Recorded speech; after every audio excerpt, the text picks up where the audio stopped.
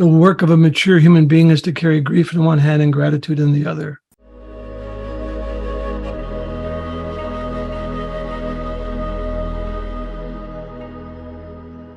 How do you take up an apprenticeship with sorrow? The suggestion in that idea is that the walk with sorrow is lifelong. It's not something you have an episode of grief and then you go back to normal living.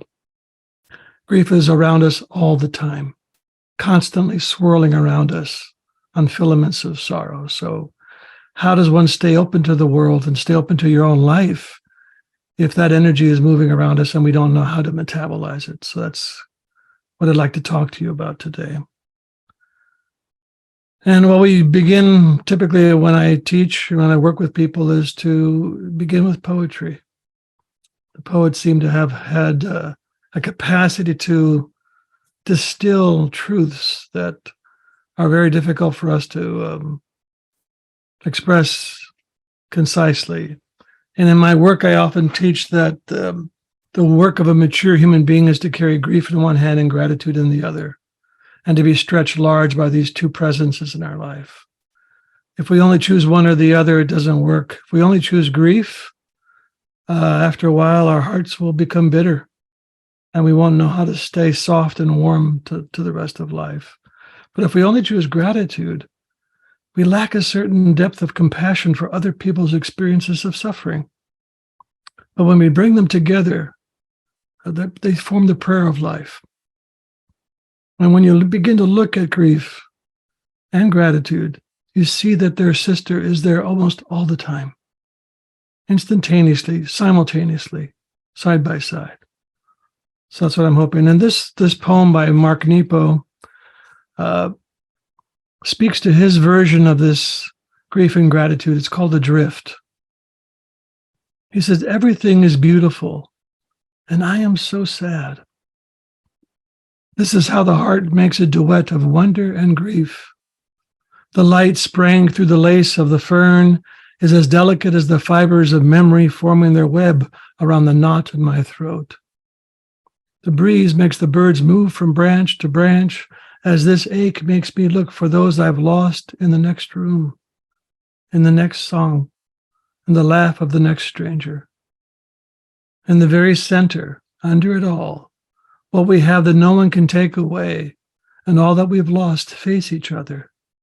It is there that I am adrift, feeling punctured by a holiness that exists inside everything. I am so sad, and everything is beautiful." And the second little poem is a piece by Denise Levertov. She said, "To speak of sorrow works upon it, moves it from its crouched place, barring the way to and from the soul's hall. To speak of sorrow works upon it, moves it from its crouched place, barring the way to and from the soul's hall." So to become familiar with our innermost depths, what in some languages we call soul, we must learn to speak of sorrow. Otherwise, the passageway through to that depth of being, to our soul, will be congested and blocked. But we have very few ways of articulating and speaking and expressing sorrow in this white, capitalistic, industrialized, technological culture. The most persistent issue is loss. No matter what comes in the door, what's underlying it all is a quality of loss. For most people, it's a loss of some kind of innocence in childhood through alcoholism, through violence, through abuse, through molestation, through abandonment, through betrayals. People come in because they've been harmed and they've lost something. Excuse me. There's losses of marriages, losses of homes, of friendships. There's losses of safety currently, losses of senses of continuity. There's even a loss of faith in futures that's beginning to become more and more evident in what shows up in my room. And people arrive in my office and they often complain of depression.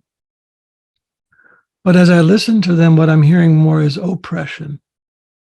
It's the oppressive weight of undigested grief that's been settling on them like sediment, sometimes for generations.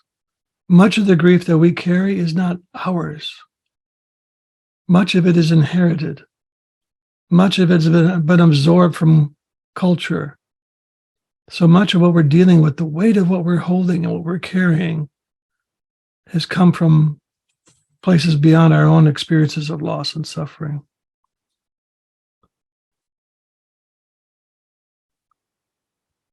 Another part of that story that people come in with, and because there's this kind of anxiousness around getting too close to that loss, because there's a certain feeling that grief is very much akin to depression, but it's absolutely wildly untrue.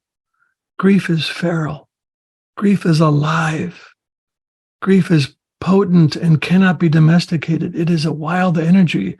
And when you get taken by grief, you are pulled down into depths of being that are exceedingly vital, exceedingly alive. It's when we refuse to allow grief entry, or when the means by which we can metabolize the grief are absence, then that grief can mutate into depression.